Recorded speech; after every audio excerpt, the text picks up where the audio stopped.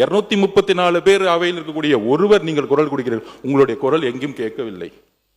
BJP இருக்கக்கூடிய சட்டமன்ற உறுப்பினர் அவர்களுக்கு உங்களுடைய வழியிலிருந்தே சொல்லுகிறேன், நீங்கள் எந்திரித்து குரல் கொடுக்கிறீர்கள். 234 பேர் அவையில் இருக்கக்கூடிய ஒருவர் நீங்கள் குரல் கொடுக்கிறீர்கள், உங்களுடைய குரல் எங்கும் கேட்கவில்லை.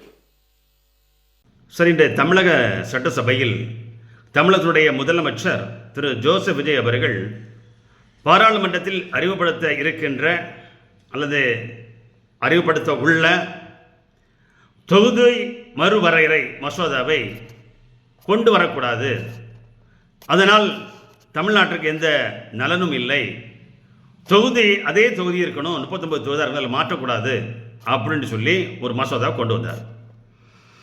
அதனை எதிர்த்து பாரதிய ஜனதா கட்சியுடைய உதகை மண்டல ஊட்டி எம்எல்ஏ திரு எம் போஜராஜன் அவர்கள் இந்த மசோதா வேண்டும், தொகுதி மறுவரை செய்ய வேண்டும், இப்பொழுது தமிழகத்தில் 39 பாராளுமன்றம் அது 59-60 உயர வேண்டும் என்று சொல்லி தன்னுடைய வாதத்தை சட்டமன்றத்தில் வைத்தார். எல்லா கட்சியினுடைய தலைவர்களும் பேசினாங்க, எம்எல்ஏக்கள் பேசினாங்க. கடைசியிலேயே திரு அமைச்சர் அர்ஜுன் யாதவ் பேசுறாரு. என்ன பேசுறாரு?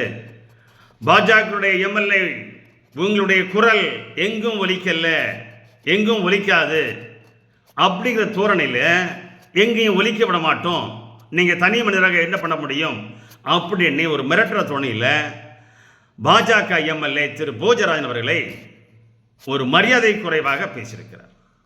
சார், இன்று தமிழகத்தில் பாரதிய ஜனதா கட்சி எம்எல்ஏ ஒன்று இருக்கலாம்.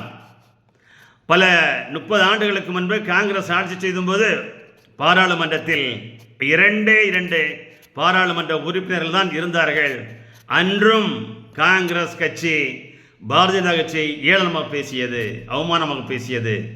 அன்றைய பாஜகவுடைய தலைவராக இருந்த திரு அடல் பிகாரி வாஜ்பாய் அவர்கள், நீங்கள் எங்களை இன்று கேவலமாக நக்கலாக பேசலாம், ஒரு நாள் பாஜக இந்தியாவை ஆளும் என்று சொன்னார், இந்தியாவில் அதிகப்படியான எம்பிக்கள் வருவோம் என்று சொன்னார், இந்தியாவுடைய பல மாநிலங்களை ஆளுவோம் என்று சொன்னார். அது இப்பொழுது நடைபெற்றுக் கொண்டிருக்கிறது. பாஜக 2014 வெற்றி பெற்றது தனிப்பெரும் கட்சியாக, 2019 தனிப்பெரும் கட்சியாக 303 பாராளுமன்றத்தை வெற்றது. இப்பொழுது கூட்டணியுடைய 293 பாராளுமன்ற உறுப்பினரோடு 3வது முறையாக பாஜக இந்தியாவில் ஆட்சி செய்கிறது. அன்று காங்கிரஸ் கட்சி பாஜகவை பார்த்து இளநவ பேசியது. இன்று தமிழக பாஜகவை பற்றி தமிழகத்துடைய அமைச்சர் திரு அர்ஜுன் யாதவ் பேசுகிறார். மிஸ்டர் அர்ஜுன் யாதவ் சார், காலங்கள் மாறும் சார். பாஜகவும் தமிழ்நாட்டில் ஆட்சி செய்யும். தமிழ்நாட்டிலும் பாஜக அறுதி பெருமையோடு ஆட்சி செய்யும் காலம் மிக விரைவில் வரும் என்பதை உங்களுக்கு நினைவூட்டுகிறோம்.